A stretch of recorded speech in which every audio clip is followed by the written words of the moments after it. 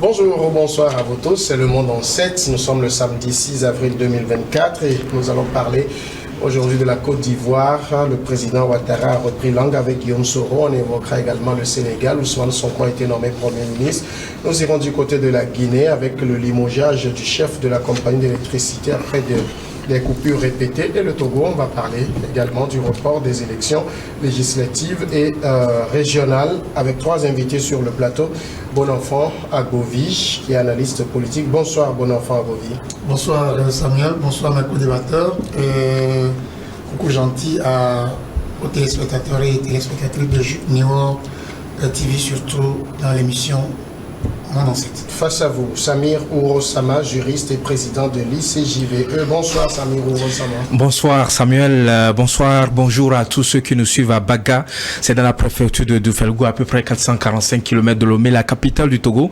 Ce samedi 6 avril 2024, c'est la célébration de la fête traditionnelle Suntu Djandjago, donc la fête des moissons des Naoudeba et Lamba de cette localité. Donc nous souhaitons une bonne célébration à la population de la préfecture de Doufelgo et surtout un peu partout à tous ceux qui nous suivent à Dakar, c'est au Sénégal, toujours grâce à Niwa TV. Merci beaucoup d'accepter l'invitation. Troisième invité, Gédéon Vegbak, est chroniqueur politique et géopolitique. Bonsoir Gédéon.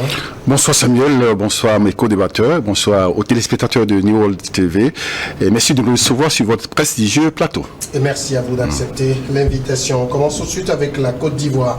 L'ancien Premier ministre Guillaume Soro, en exil depuis 2019, a indiqué, c'était le jeudi, avoir parlé au téléphone avec le président Alassane Ouattara pour acter l'apaisement politique dans le pays, confirmant une information des médias. Dans un bref communiqué publié sur les réseaux sociaux, M. Soro affirme avoir téléphoné en mars au chef de l'État pour saluer le début de la décrispation politique en Côte d'Ivoire, des échanges marqués par la courtoisie, par la cordialité. Selon lui, il assure également maintenir sa volonté de servir la cause de la réconciliation et de la paix en Côte d'Ivoire et demeurer ouvert au dialogue. Bonenfant Agovi, on sait ce qui a amené Guillaume Soro à partir en exil. Aujourd'hui, il parle de réconciliation. Il a renoué le dialogue avec son ancien mentor Alassane Ouattara. On a envie de se dire, eh bien, tout ça pour revenir ainsi. Oui, dans tout ça, nous devons savoir que nous sommes en politique. Et en politique, comme c'est un jeu, tout peut se passer n'importe quand. Vous venez de dire que Guillaume Soro a quitté la Côte d'Ivoire pour son exil, je crois, depuis 2019. Et depuis 2019, il n'a pas pu communiquer avec son père. Je le disais ailleurs, qu'entre Guillaume Soro et Dramane Ouattara, c'est une relation naturelle. Les deux sont comme le jour et la nuit. Guillaume Soro appelle Ouattara père et Ouattara aussi l'appelle fils. Mais qu'est-ce qui se passe en 2019 avant qu'il ne parte? Il a été inculpé dans plusieurs affaires. Il a été jugé, condamné à 20 ans pour détournement de deniers publics. Et en 2021, il n'était même pas là pour les deux, mais il était condamné en perpétuité pour l'atteinte à la sûreté de l'État. Donc les deux peines l'appellent sur Guillaume Soro et entend dans ses déclarations, étant fatigué d'être en exil quand sa terre natale est là, il a toujours déclaré qu'il a soif de revenir au Bercail. Mais revenir au Bercail, lorsque vous êtes dans des conditions qui vous accablent ainsi, il faut passer par des stratégies. Fin mars 2023, je crois, Guillaume Soro a foulé les pieds en Afrique encore, mais il est au Sahel, selon nos informations, entre Burkina, le Niger et le Mali. Et à chaque fois qu'il a rencontré les autorités de ce pays, il a sorti un communiqué et le trouvant un peu maintenant moins belliqueux par rapport à 2020. Et par rapport à sa venue pour les élections, puisqu'il avait déclaré qu'il serait candidat aux élections d'octobre 2025, alors qu'il sait bien que les peines pèsent pour lui. Monsieur Soro, qui est un stratège, a voulu passer par des voies pour faire taire la querelle qui existe entre lui et son papa. Moi, je dis, je vais loin dans mes analyses pour dire que ce n'est pas un hasard que Guillaume Soro aurait atterri dans le Sahel. Il cherche quand même des gens de poids qui doivent déblayer un terrain avant que l'appel dont il a s'agi la fois passée ait lieu. Vous êtes déconnecté de votre papa il y a de cela 5 ans. Vous ne pouvez pas immédiatement l'appeler comme ça, mais il faut des personnes indiquées pour que l'appel soit fructueux. Il a déclaré avoir appelé son papa, ils ont parlé. Bon, je ne sais pas ce qu'ils ont dit dans leur communication, mais il a dit que au nom de l'apaisement, c'est le mot là qui m'a interpellé, au nom de l'apaisement, parce qu'il n'était pas seul dans le cas. Il y avait le président Laurent Gbagbo qui avait bénéficié d'une grâce présidentielle, maintenant amnistiée. Il y avait Blé Goudé qui avait également bénéficié de la grâce présidentielle, non amnistiée. Il y avait des détenus politiques qui avaient bénéficié de cette grâce présidentielle. Mais la particularité de Guillaume Soro, c'est que en dehors de la condamnation de 20 ans, mais il a été encore condamné à perpétuité. La condamnation à perpétuité, je ne sais pas si Samy va le contester, un temps pour purger la peine. Donc je parle de 20 ans et la perpétuité. Donc c'est ça qui est la différence entre toutes les... Parce que tout le monde a été condamné, mais lui, il va au-delà de la simple condamnation. Donc aujourd'hui, quand il appelle son père, et son père a pris son appel, il parlait avec lui, c'est au nom vraiment de l'apaisement. Et il est en train de déblayer un terrain pour pouvoir revenir au Bercail parce qu'il en a soif. Et il veut que ce qui est arrivé à Gbagbo, à Blé Goudé, lui soit arrivé pour qu'il soit vraiment candidat aux élections de 2025. Samir Orosama, est-ce que entre Alassane Ouattara et Guillaume Soro, on peut juste effacer l'ardoise comme ça sur des airs de réconciliation? Non, je pense que cela ne se fera pas de cette manière-là. Vous savez, le rôle que Guillaume Soro a joué dans la période post-électorale de 2010, qui a vu donc l'accession au pouvoir du président Alassane Dramane Ouattara. Donc Guillaume Soro, c'est un acteur politique très important et Alassane Ouattara est conscient qu'à un moment donné, il a eu besoin du soutien de Guillaume Soro pour accéder donc à la tête donc du pays. Donc, et Guillaume Soro est aussi conscient que Alassane Ouattara lui a confié un certain nombre de responsabilités juste après qu'ils ont réussi donc à prendre comment l'appelle-t-on, les choses en main. Donc aujourd'hui, vous avez deux acteurs politiques qui ne s'inscrivent pas dans la même démarche. Vous avez un Guillaume Soro qui est habitué à des sorties choquantes. Vous avez un homme politique qui est frustré. Vous avez quelqu'un qui a soif donc du pouvoir parce qu'il avait bien dit avant de partir en exil qu'il préférerait donc le fauteuil que de s'asseoir sur un banc. Donc c'est vraiment quelqu'un qui nourrit donc l'ambition de diriger le pays un jour, sauf que la situation dans laquelle il se retrouve aujourd'hui, c'est peu probable, c'est peu plausible qu'il puisse donc accomplir cet objectif-là. Pourquoi? Parce qu'aujourd'hui, il est carrément le seul acteur politique majeur qui reste à l'exil. Les autres sont rentrés. Laurent Gbagbo est rentré, Guillaume Soro est rentré, et Blé Goudé est rentré.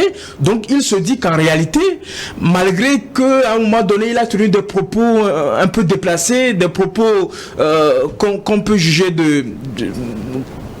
qui pourrait tenir tête à Alassane Dramane Ouattara, il s'est rendu compte que cette stratégie ne marcherait pas véritablement et qu'il fallait faire profil bas et que la sagesse prenne le dessus. Et là, on retrouve un Guillaume Soro un peu sage, un Guillaume Soro qui est autre que celui qu'on a retrouvé après avoir été reçu, par exemple, au Niger, au Burkina Faso, les propos qu'il a tenus. Aujourd'hui, vous avez vu le communiqué qu'il a pondu à la suite donc des appels téléphoniques qu'il a eu avec le président Alassane Ouattara, notamment. Je pense que qu'il y a eu 2 appels, notamment le 29 et le 30. Donc lui-même, il a annoncé que la prochaine rencontre se fera à Abidjan. Donc aujourd'hui, le poids politique que Guillaume Soro peut avoir, je pense que c'est peu négligeable, même si on peut analyser, se dire qu'en réalité, quand on regarde ce que Gbagbo a fourni, après avoir été blanchi de tout ce qu'on l'accusait, aux dernières élections, je pense que le parti qu'il a fondé, le PPCI, le PPACI n'a rien eu comme résultat assez considérable. Vous avez vu la débâcle qu'il a reçue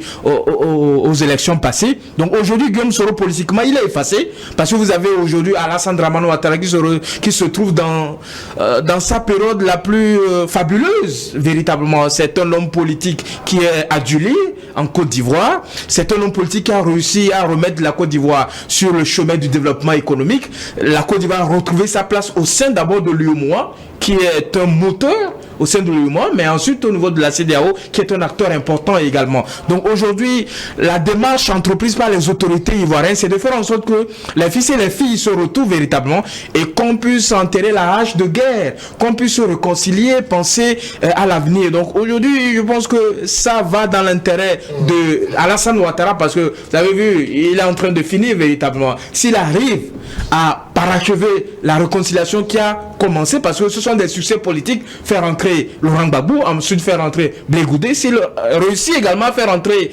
Guillaume Soro, ça serait vraiment un coup politique et il va marquer considérablement la vie politique et l'histoire de la Côte d'Ivoire.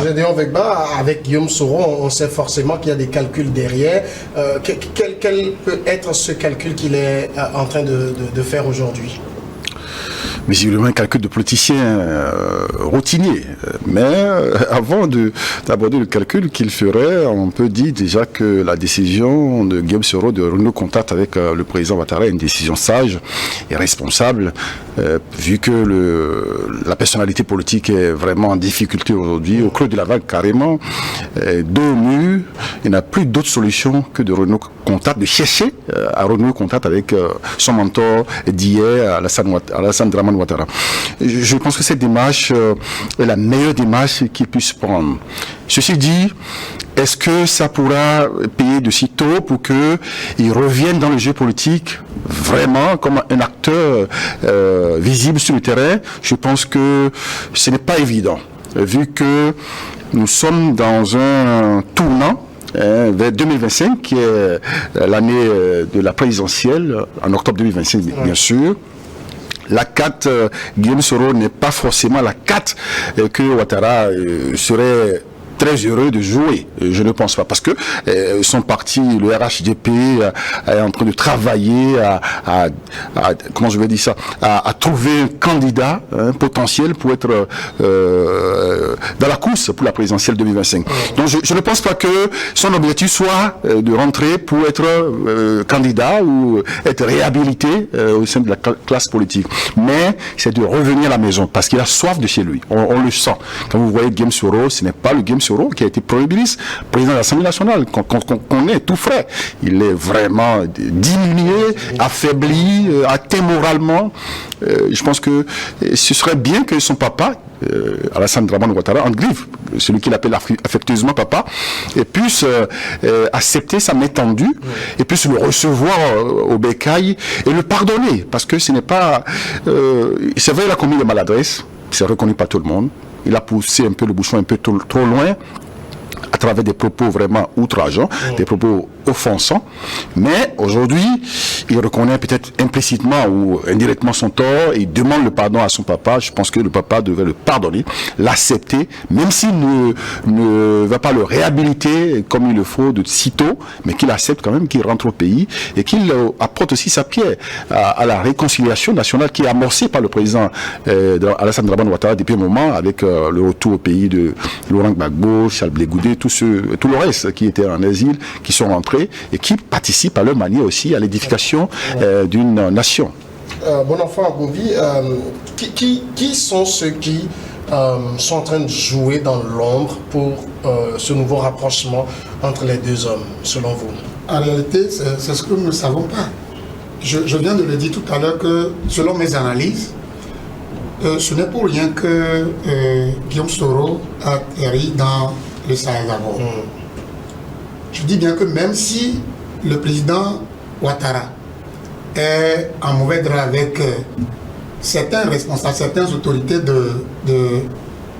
du pays, de l'AES, il y a quand même des poids lourds par qui Guillaume peut passer pour ne serait-ce que déblayer le terrain. Ouais, non. Lorsque Ouattara a soif de la réconciliation et que de l'autre côté, Guillaume Soro, en sachant qu'il est devenu le seul exilé, un gros poisson, un exilé ivoirien, mais il a le droit. C'est pourquoi mon co-débatteur disait que la décision qu'il a prise de faire disparaître la rage de guerre entre lui et son père, c'est une décision sage. Et tout ce que Soro avait fait a profité vraiment à Alassane Ouattara. Et il le reconnaît. Mais quand bien même Guillaume Soro aurait poussé et les choses trop loin, ouais, ces déclarations en 2020, mais sont des déclarations tellement belliqueuses que en réalité, si on devrait passer à côté de la réconciliation, Ouattara n'acceptera jamais que Guillaume Soro mette pied en Côte d'Ivoire. Mais aujourd'hui, au nom de la réconciliation, d'ailleurs, nous sommes en train de parler ici, sur ce plateau, cet appel qui s'est passé entre les deux, ça doit faire quelque chose de bien à Ouattara aussi. C'est-à-dire, ils se sont appelés le 29, ils se sont appelés le 30, c'est qu'ils doivent avoir beaucoup de choses à se dire. À se dire. C'est pourquoi il dit qu'aujourd'hui, il m'est difficile d'identifier vraiment celui qui a déblayé ce terrain. Mais les analyses peut-être. Oui, vous savez qu'il est très écouté dans la région. Je dis que nous sommes en politique et tout peut se passer. Guillaume Soro sait que le président togolais est devenu le président le plus écouté partout de par sa forte diplomatie et sa force de frappe dans la sous-région et même en dehors de la sous-région. Et il n'est pas exclu que Guillaume Soro, d'une manière ou d'une autre, par un appel qu'on n'a pas publié entre lui et le président Fornasibé, qui pourrait appeler son homologue ivoirien, que vous voyez, même aujourd'hui, si ton enfant fait quelque chose, il part, mais on n'exclut pas qu'il revienne et que tu le prends comme un enfant prodige. Oui, je voulais réagir rapidement par rapport à l'analyse de mon confrère. Je pense que la position, ou du moins c'est le lieu choisi par Guillaume Soro comme lieu d'exil aujourd'hui, peut être aussi un facteur déterminant dans cet établissement de couloir entre Alassane Ouattara et lui-même. Parce que c'est des pays qui sont en froid avec la Côte d'Ivoire et même la CEDEAO, le reste des pays de la CEDEAO. Donc, étant donné si vraiment il se trouve entre Niamey et Bamako, on sait que Niamey, Bamako et Ouagadougou ne sont pas des pays, des villes qui sont très ouvertes aujourd'hui sur la Côte d'Ivoire, alors que la Côte d'Ivoire est un pont qui permet quand même à tous ces pays d'effectuer ou de mener des activités. Donc, ça peut partir de ces présidents qui sont aujourd'hui des présidents en griffe rebelles dans la zone. Donc, il peut peut-être surfer sur ces difficultés aujourd'hui ou ces brouilles qui entrent au sein de la CEDEAO pour établir un couloir avec son mentor d'hier. On peut l'analyser comme ça, mais dit que tout de go qu'on connaît qui peut être derrière, qui est le médiateur ou qui joue les bons offices entre Alassane Ouattara et lui-même, ce serait vraiment lié dans un mar de café. Mais le cas Macky Sall aussi n'est pas exclu. Donc, puisque Macky Sall et Ouattara sont en bon office. Justement, Samir Ourossama, si Alassane Ouattara aujourd'hui accepte parler avec Guillaume Soro et que Guillaume Soro peut dire que la prochaine fois ce sera en Côte d'Ivoire, c'est qu'ils se sont donné peut-être des gages. Qu'est-ce que Alassane Ouattara a y gagné aujourd'hui? Non, je pense que quand on analyse de ces plans, on se rend compte que lorsque vous jetez un regard, vous vous rendrez compte que tous ceux qui sont partis en exil, que ce soit des opposants de la plupart des pays africains, la majorité n'ont pas été, par exemple, condamnés par rapport à un certain nombre d'infractions ou par rapport à un certain nombre de crimes dont on leur accuse et tout ça là. Aujourd'hui, vous avez un Guillaume Soro qui a un statut assez particulier. C'est quelqu'un qui a écopé de deux condamnations. Donc, comme on le dit, en 2020 pour recel de détournement de deniers publics, ensuite pour atteinte à la sûreté de l'État en 2021. Donc aujourd'hui, avec ce statut-là, il ne peut pas être dans une position de force. Il va falloir qu'il y ait des acteurs qui puissent intercéder à sa faveur par rapport à l'apaisement donc de sa relation avec celui qu'il appelle affectueusement père. Donc il y a 2 ou 3 scénarios qui peuvent se dégager. La première, c'est que vous avez vu que quand vous lisez un peu les révélations qui ont été faites, notamment par le site d'information Africa Intelligentsia, qui est un site ivoirien, je pense, si je ne me trompe, vous vous rendrez compte que dans leur récit, ils ont révélé qu'il y a eu des proches de Guillaume Soro qui ont approché le pouvoir de Côte d'Ivoire, le pouvoir d'Abidjan. Donc il y a des proches, des gens qui sont proches de Guillaume Soro véritablement, même si on ne donne pas de nom véritablement, qui ont approché le pouvoir d'Abidjan par rapport à la volonté de Guillaume Soro de pouvoir prendre langue avec les autorités ivoiriennes. Le deuxième aspect, vous vous rappelez bien lorsque Charles, comment l'appelle-t-on? Oui, c'est Charles Blé Goudé. Blé Goudé a été reçu dans un certain nombre d'entretiens avec les journalistes, notamment au Togo, même à Abidjan.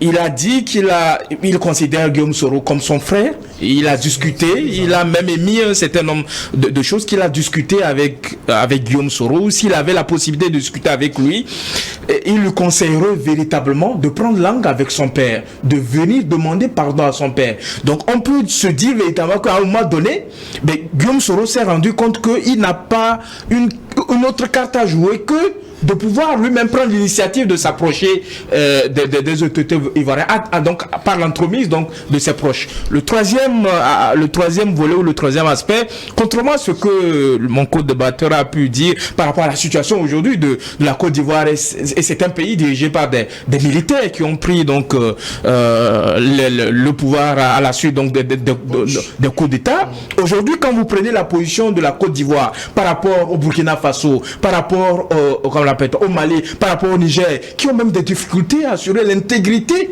territoriale, qui ont des difficultés même à gérer leur pays, qui ont des difficultés sur un certain nombre de questions, notamment sociales, économiques, sécuritaires, je ne vois pas ces pays-là, en termes de rapport de force, porter un certain pesanteur ou une certaine menace par rapport à Ouattara. Ouattara est serein aujourd'hui à Abidjan. Donc, je pense qu'il faut écarter cet aspect-là, mais beaucoup plus. Vous savez que le président de la République, Faure Gnassingbé, a eu un entretien récent avec comment l'appelle-t-on, avec son grand frère, il l'appelle ainsi, Alassane Ouattara. Je pense qu'il aurait aussi,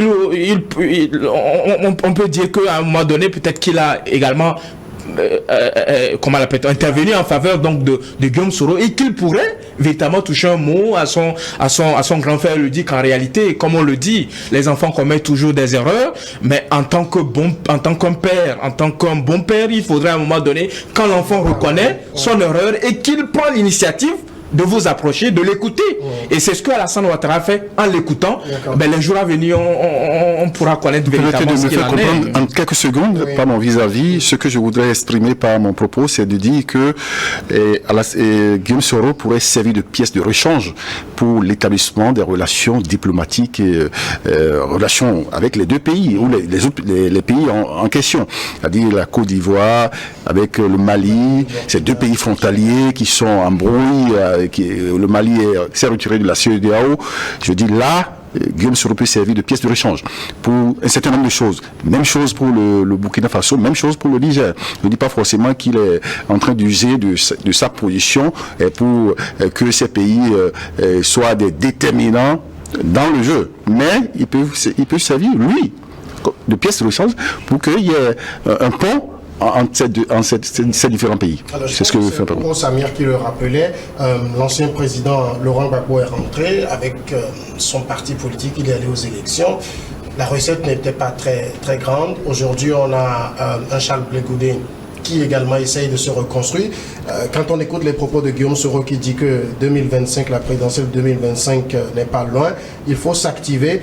Si ce rapprochement, est-ce qu'on peut se dire finalement que Ouattara aujourd'hui n'a plus rien à craindre et rien à attendre véritablement de Guillaume Soro? C'est pour ça qu'il pourrait le laisser rentrer facilement. Bon, en réalité, les co-débatteurs l'ont déjà dit. La personne qui est en position de force maintenant, c'est Alassane Ouattara. C'est lui qui doit décider ou non si Guillaume Soro d'abord doit mettre pied en Côte d'Ivoire avant 2025. C'est lui. Maintenant, Guillaume Soro n'est plus au pays et il est en train de perdre un peu l'électorat parce qu'il a quitté un peu, ça fait je crois 5 ans. 5 ans, oui, 2019. Le terrain politique vit. Donc, dynamique même. Dynamique. La population fait avec celui qui est venu, celui avec qui elle est en contact chaque fois. Quel que soit ce que la popularité que Guillaume Soro avait eue en politique, si on te voit plus 2 fois, 3 fois, mais tu vas diminuer quand même. Le baromètre va te montrer que tu n'es plus à la température d'avant. Maintenant constitué, comment l'appelle-t-on, une menace pour Ouattara qui est assis, depuis Ouattara qui est économiquement assis, etc., politiquement assis. Mais il y a des choses que Ouattara doit régler politiquement. C'est ça le problème. Moi, je me dis que ce dont j'aurais peur, c'est le contraire de ce que nous disons tout à l'heure, qu'au nom de la paix, que Ouattara écoute la voix ou bien la main que son fils lui tend pour que la paix y règne. Le revers, il ne faut pas que le revers réveille aussi Guillaume Soro autrement. Guillaume Soro, avant d'être connu en Côte d'Ivoire, est passé, même si lui-même il n'a jamais pris les armes, il est responsable d'une rébellion. Et c'est les accords qui l'ont amené à la primature d'abord. Les accords de Makoussi. Vous comprenez? Donc, si, comment appelle-t-on, Ouattara refusait la main que Soro lui tend aujourd'hui, et que Soro aussi tient forcément à arriver dans son pays natal, là vous allez voir que la paix serait menacée. La paix serait menacée. Et là, les gens comprendraient. Ou bien les gens iront comprendre que peut-être le fait que Guillaume Soro aurait chuté dans les pays de l'AES, qui sont des pays des militaires, et qui ne sont pas en bon terme forcément avec Guillaume Soro. On croirait qu'il pourrait passer par là pour quelque chose. Justement, si un retour potentiel de Guillaume Soro n'est pas une menace, enfin n'est plus une menace pour Alassane Ouattara, est-ce qu'il y a une opportunité pour lui là-dedans? Absolument. Je pense que Guillaume Soro même est conscient que il ne peut plus rebondir sur la scène politique comme si de rien n'était. Je ne pense pas. Il est conscient de ça. Je pense que c'est pour renouer contact avec son peuple. Et tout ce qu'il a laissé en Côte d'Ivoire, qu'il entame cette démarche. Mais maintenant, est-ce que le timing est un bon timing? C'est là toute la question. Moi, j'ai bien peur que ce ne soit pas vraiment le timing propice pour cette entreprise. Mais il n'est jamais exclu comment je dis, d'entamer une démarche de réconciliation. Il a peut-être voulu surfer sur, comme il a dit, la soif du président Ouattara de pacifier le pays avant de quitter les rênes du pouvoir. Il veut surfer sur cette ambition nourrie et affichée par le président Ouattara. Il veut surfer sur ça pour peut-être embrayer et revenir en Côte d'Ivoire. Mais la carte Guillaume Soro pour une présidentielle, c'est une carte vraiment, je dirais, folklore. Ce n'est pas évident qu'il puisse revenir sur la scène et être candidat pour la présidence. Déjà même les hostilités ont commencé. Vous avez vu le président Laurent Gbagbo qui a annoncé sa candidature pour la présidentielle 2025. Même s'il est sous le coup d'une condamnation, parce que la grâce présidentielle n'efface pas sa condamnation. Justement. Et d'autres également qui sont déjà annoncés sur la scène. Mais le rapport de force aujourd'hui, comme l'ont mentionné mes prédécesseurs ou mes co-débatteurs, le rapport de force c'est en faveur de Alassane Dramane Ouattara qui va se charger de distribuer les cartes comme il le veut. Aujourd'hui, le rapport de force penche plutôt en faveur de Bassirou Diomaye Faye. Nous sommes maintenant du côté du Sénégal où le président Macky Sall, désormais ancien président, a passé la main à Bassirou Diomaye Faye. C'était le 2 avril.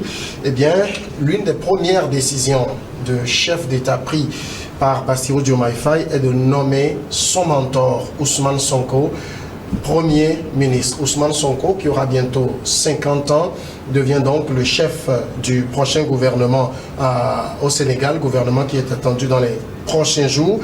Samir Ourosama, prévisible? Non, c'est une reconnaissance.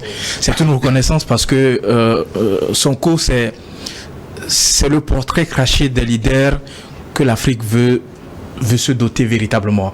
C'est-à-dire que lorsqu'on se retrouve en difficulté, lorsqu'on a des problèmes, il faut savoir positionner quelqu'un à qui on a confiance, quelqu'un avec qui on a marché ensemble véritablement, parce que le président actuel du Sénégal, Bassirou Faye, n'est plus à présenter parce que c'est le compagnon des premières heures de Ousmane Sonko. Ils ont tous fait les impôts. Ensemble, ils ont décidé de mettre en place le parti, même si le leader était comment l'appelle-t-on, Ousmane Sonko, mais en réalité aujourd'hui celui qui a réussi à mettre à la tête donc de ce pays Bassirou Faye, c'est bien sûr Ousmane Sonko, c'est le faiseur de roi, si on peut le dire ainsi. Donc aujourd'hui, nommer Ousmane Sonko à la tête donc de la primature, je pense que c'est une reconnaissance. Et ensuite, comme lui-même il a si bien dit, le projet qu'ils ont présenté aux Sénégalais a été élaboré, préparé de bout en bout par les deux, donc le duo Ousmane Sonko et puis Faye, et il est important qu'ils puissent véritablement participer donc à la gouvernance du pays. Et à la clôture donc de la campagne, les Sénégalais ont pu l'entendre dire qu'il était hors question de laisser Bassirou seul gouverner, parce qu'il faudrait nécessairement qu'il puisse l'accompagner à mettre en place donc ce projet-là qui consiste donc à opérer la rupture, à faire en sorte que le Sénégal soit de manière se progresse de manière continuelle, et ensuite à opérer un changement définitif par rapport à un certain nombre de choses. Donc je pense qu'aujourd'hui la situation dans laquelle on se retrouve, il n'y a pas meilleure solution que Ousmane Sonko à la tête de la primature. Et au-delà de sa nomination, je pense que ce qui doit être pris en compte, c'est que vous avez ce duo-là, comme les analystes sont en train de dire en réalité, dans les faits, c'est bien. Mais, vous savez, le pouvoir, c'est autre chose. On craint véritablement que la cohabitation ou le fait de collaborer ensemble, qu'à un moment donné, quelqu'un d'entre eux se sente menacé par rapport à l'autre. Donc, je pense que ce qu'on peut leur souhaiter, c'est un plein succès, de faire en sorte qu'on puisse sentir ce qu'ils ont toujours défendu et qui leur a valu véritablement la prison à un moment donné de leur parcours. Mais moi, j'ai toujours dit une chose. En Afrique, on a toujours connu des opposants qui se sont opposés par rapport à un certain nombre de régimes, mais à la fin ils ont déçu. Ils sont pleins. On peut en citer véritablement. Au Burkina Faso, vous avez vu ce qui s'est passé. Au Bénin, d'à côté, vous avez vu ce qui est en train de se passer. Donc c'est pour dire qu'en réalité, un opposant n'est pas un magicien. Un opposant, ce n'est pas celui qui va venir un beau matin et puis va faire en sorte que tous les Sénégalais puissent avoir du boulot. Ce n'est pas celui qui va venir un beau matin va faire en sorte que la corruption n'existe plus au Sénégal. Ce n'est pas quelqu'un qui va venir à faire en sorte que tous les problèmes que les Sénégalais décrivent depuis, comment l'appelle-t-on, depuis la présidence donc de Macky Sall, que ces problèmes-là se résolvent d'un coup. Donc je pense que la gouvernance de l'État, le pouvoir, c'est une autre réalité, et nous ne pouvons que leur souhaiter une bonne chance de faire en sorte que ce qu'ils défendaient corps et âme, ce qu'ils défendaient comme idéal politique, qu'ils puissent être en mesure de mettre en œuvre ces différentes mesures-là, parce qu'en réalité, à un moment donné, il faut reconnaître que ce que nous avons comme vision, ce que nous avons comme prétention en termes d'amélioration, lorsqu'on se retrouve au pouvoir, on a vite fait se confronter à un certain nombre de réalités. Souvent, c'est compliqué de s'en sortir, notamment au cours des premières années. Bon enfant, Abovi, c'est le meilleur duo pour diriger le Sénégal actuellement? Oui, le meilleur duo, moi je saurais le dire, parce que Diomaye Faye, qui a nommé son mentor Ousmane Sonko, Premier ministre, moi, je m'en vais pour saluer cette décision du nouveau président du Sénégal. comme reconnaissance à son mentor. Parce que ce n'est pas évident en Afrique qu'on ait de confiance en quelqu'un jusqu'à ce point. Si Ousmane Sonko avait voulu que c'est lui forcément qui devait être président, ce serait dommageable pour la jeunesse du Sénégal qui a porté Diomaye Faye à la présidence. Il faut reconnaître quand même qu'il y a une forte mobilisation de la jeunesse. Donc entre Diomaye Faye et, comment l'appelle-t-on, Ousmane Sonko, et c'est comme je viens de le dire, c'est le jour et la nuit. Maintenant, dire que, est-ce que ces deux jeunes suffisent pour gouverner? La gouvernance est autre chose. Nous avons gagné l'élection, c'est une chose, mais gouverner en est une autre. Maintenant, On a vu aussi en politique des fidélités qui ne se démordent pas. Les gens se sont restés fidèles jusqu'à la fin. Parce qu'on a l'impression que tout le monde s'interroge. Est-ce qu'ils vont se rester fidèles? Est-ce qu'il ne va pas y avoir des frictions? Mais la fidélité existe aussi en politique. Le problème, c'est que nous n'allons pas leur souhaiter l'infidélité. Nous allons leur souhaiter la fidélité pour que les gens qui sont quelque part pour dire que est-ce qu'un enfant de 44 ans peut diriger un pays? Non, ce n'est pas un enfant, hein?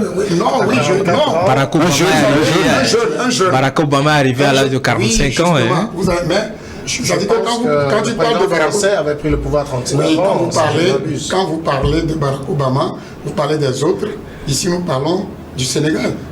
Barack Obama... Mais Abdou Diouf est venu à 46 ans. Hein? Oui, oui. Donc, il y a le président de Madagascar également. Je dis que les gens sont en train de lier cette jeunesse-là à ce qu'ils peuvent faire.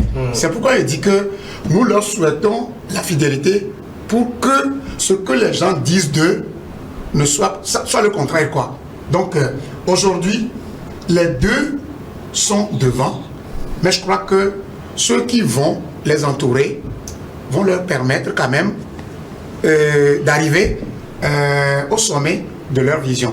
Quand vous voyez leur feuille de route, quand vous voyez le programme déroulé par ces deux jeunes à la tête du Sénégal, c'est-à-dire que si il n'y a pas de bruit entre les deux et que ceux qui les entoureraient aussi travaillent d'arrache-pied, même en complicité avec toute la population, puisque Diomaye Faye l'a dit que la tâche qu'on lui a confiée aujourd'hui, c'est une tâche nationale. Ce n'est pas lui seul de faire ceci. Tous les Sénégalais qui l'ont plébiscité doivent l'aider à ce qu'il arrive à bon port. Dire aujourd'hui tout à l'heure que seulement les deux peuvent amener le Sénégal à bon port pour que les insuffisances que les gens disaient de Macky Sall soient corrigées, je ne saurais le dire. C'est l'avenir qui nous le dira. Alors, Gédéon Wegba, quand vous regardez déjà entre Bassirou Diomaye Faye et Ousmane Sonko, en termes de tempérament, c'est des tempéraments contraires. On a quelqu'un qui est un peu plus, qui a plus de fougue, très dynamique, plus calme. Mais quand vous regardez le profil d'Ousmane Sonko, est-ce que son profil correspond au job aujourd'hui? Absolument, ça correspond. Mais moi, ma crainte, comme mes prédécesseurs, c'est la cohabitation. Parce que lorsqu'un faiseur de roi est dans l'action, ce n'est pas évident. Parce que si vous faites une prospection en Afrique, si vous voyez dans tous les pays où un faiseur de roi est rentré en action avec le roi qu'il a établi, je pense que c'est toujours le clash. Comme je suis 100 cas, 90 se sont soldés par un échec. On ne va pas souhaiter ça à Ousmane Sonko et son poulain, Bassirou Diomaye Faye, qui est le président. Moi, j'ai été un peu surpris. Même si je ne suis pas trop surpris, mais un peu surpris quand même, parce que je m'étais dit que Ousmane Sonko, ayant mouillé le maillot, ayant tout fait, ayant porté au pinacle, Bassirou Diomaye Faye allait accepter de rester en rade et être peut-être conseiller de l'ombre pour l'homme et rebondir peut-être à la prochaine présidentielle. Mais s'il a accepté lui-même d'aller dans le jeu, je pense qu'il va se doter d'humilité. Parce que le pouvoir rend fou, le pouvoir corrompt, le pouvoir change les mentalités rapidement, même si pour le moment on observe que le couple en griffe fonctionne normalement et que les deux jouent quand même le jeu pour le moment. J'ai bien peur que ça ne dure pas trop, même si je souhaite que ça dure. parce que Bassirou Diomaye Faye et Ousmane Sonko seront, je dirais, malmenés par leurs collaborateurs. Le jeu, ça se fait pas au niveau des collaborateurs. C'est les collaborateurs qui essayent de trouver des sujets de division entre les deux personnalités. On ne va pas souhaiter qu'on en arrive là au Sénégal, mais dans tous les cas, c'est ce qui arrive. C'est au niveau des collaborateurs qu'on met dans la tête du président. Mais vous êtes le président, c'est vous qui avez tout le pouvoir. Et pourquoi vous vous laissez dicter par votre Premier ministre? Et quand ça va commencer à être entretenu comme ça, le président va se voir pousser des égos et va vouloir trancher avec l'autre. Et le clash va sonner. Donc je souhaite que, vraiment, tel que c'est parti, avec les discours tenus par Ousmane Sonko notamment, qui parle d'accompagner le président, qu'on ne peut pas le laisser seul dans cette tâche nationale, etc., qu'il joue l'humilité jusqu'à la fin pour que, à la prochaine présidentielle, si tant est que le parti décide que ce soit lui le candidat, qu'il soit candidat et qu'il soit élu facilement. Mais si il reste dans la poursuite de je suis le chef du parti et c'est moi qui ai fait Bassirou Diomaye Faye, c'est moi qui l'ai porté là et veut montrer vraiment, s'afficher, je pense que le clash sera inévitable. D'ailleurs, les jeux s'appellent Monsieur le Président. Je voudrais revenir sur ce que le co-débatteur a dit. Vous savez, il avait dit tout à l'heure qu'il pensait que Ousmane Sonko se serait retiré. Oui, il serait dans l'ombre. Et dans l'ombre. Vous savez, c'est ça. C'est pourquoi je dis que attirer la population pour qu'on vote pour toi est un problème à part. Maintenant, vivre l'administration d'un pays en est autre. Ça dit, tout s'apprend. Tout s'apprend. Ousmane Sonko doit accepter ce poste pour apprendre. Aujourd'hui, dans la tête des Sénégalais, Diomaye Faye est président, mais les gens croient que c'est Sonko qui gouverne.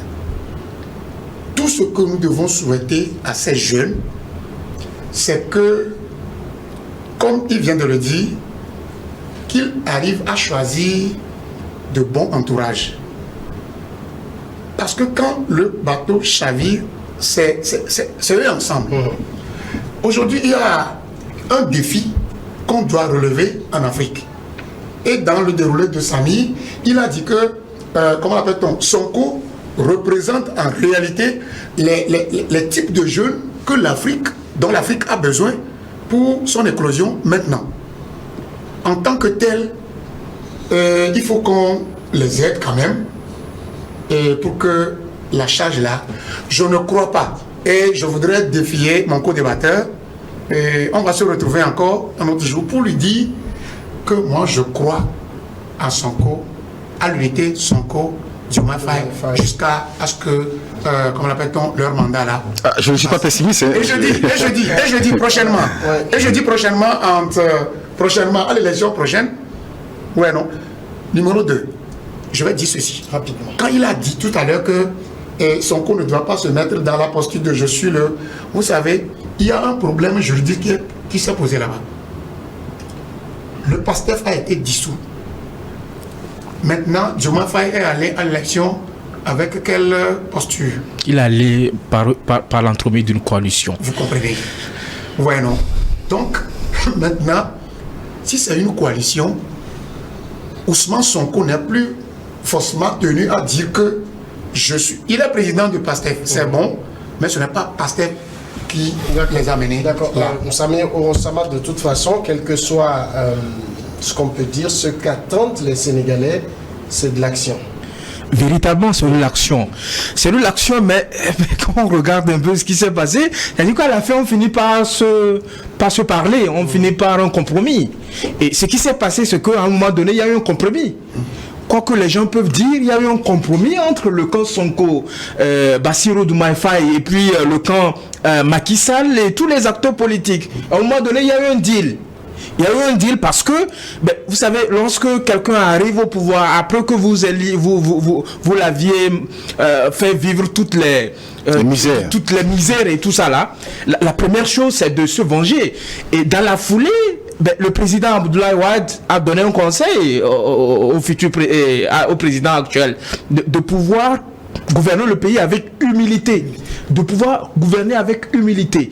Et on finira peut-être par savoir ce qui s'est passé véritablement, mais je pense qu'il y a eu des garanties qui ont été données au camp Macky Sall et à un certain nombre d'acteurs politiques par rapport à la suite qui sera donnée suite aux différents événements que le pays a eu à connaître et qui a permis à ce que ces personnes-là recouvrent leur liberté.